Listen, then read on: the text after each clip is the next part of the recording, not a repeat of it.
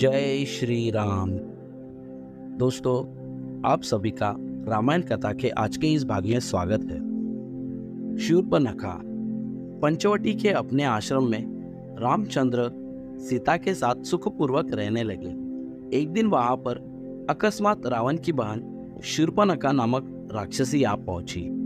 वह राम के तेजस्वी मुखमंडल, कमल नयन तथा नीलांबुज सदृश शरीर की कांति को चकित होकर देख रही थी। उन्हें देखकर उसके हृदय में वासना का भाव जागृत हो उठा। इच्छा अनुसार रूप धारण करने वाली वह राक्षसी मनोहर रूप बनाकर राम के पास पहुंची और बोली, तुम कौन हो? राक्षसों के इस देश में तुम कैसे आ गए? तुम मुझे अपना परिचय दो। राम जी ने सरल भाव से कहा, हे देवी, मैं अयोध्या के चक्रवर्ती नरेश महाराज दशरथ का ज्येष्ठ पुत्र राम हूँ। मेरे साथ मेरा छोटा भाई लक्ष्मण और मेरी पत्नी सीता है। पिताजी की आज्ञा से हम 14 वर्ष के लिए वनों में निवास करने के लिए आए हैं। यही हमारा परिचय है। अब कृपया आप अपना परिचय दें। राम के प्रश्न का उत्तर देते हुए वह राक्षसी बोली, मेरा नाम शूर्पणखा है। मैं लंका के नरेश परम प्रतापी महाराज रावण की बहन हूँ। समस्त संसार में विख्यात विशालकाय कुंभकर्ण और परम नीतिवान विभीषण भी मेरे भाई है। वे सब लंका में निवास करते हैं। पंचवटी के स्वामी अत्यंत पराक्रमी खर और दूषण भी मेरे भाई हैं।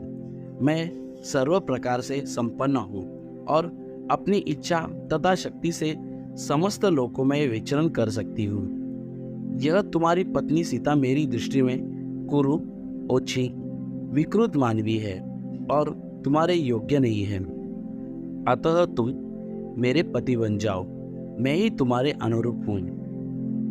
उसके प्रस्ताव के उत्तर में राम जी मुस्कुराते हुए बोले, भद्रे, तुम देख रही हो कि मैं विवाहित हूँ और मेरी पत्नी मेरे साथ है। हाँ, मेरा भाई लक्ष्मण यहाँ अकेला है। वह सुंदर, शीलवान एवं बल पराक्रम से संपन्न है। यदि तुम चाहो तो उसे सहमत करके उससे विवाह कर सकती हो। राम का उत्तर सुन शूर्पणखा ने लक्ष्मण के पास जाकर कहा, हे राजकुमार, तुम सुंदर हो और मैं युवा हूँ। तुम्हारे इस सुंदर रूप के योग्य मैं ही हूँ। अतः मैं ही तुम्हारी परम सुंदरी भार्य हो सकती हूँ। मुझे अंगीकार कर लेने पर तुम मेरे साथ इस दंडकारण्य में सुखपूर्वक विचरण कर सकोगे।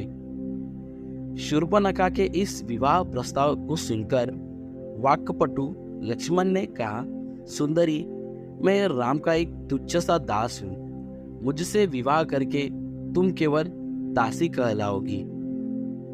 वह पुनः राम के पास जा कर क्रोध से बोली, हे राम, इस कुरूप सीता के लिए तुम मेरा विवाह प्रस्ताव अस्वीकार करके मेरा अपमान कर रहे हो। इसलिए पहले मैं इसे ही मारकर समाप्त किए देती हूँ। फिर तुम्हारे साथ विवाह करके मैं अपना जीवन आनंद पूर्वक व्यतीत करूंगी। इतना कहकर प्रचंड क्रोध करती हुई शूर्पणखा विद्युत वेग से सीता पर झपटी।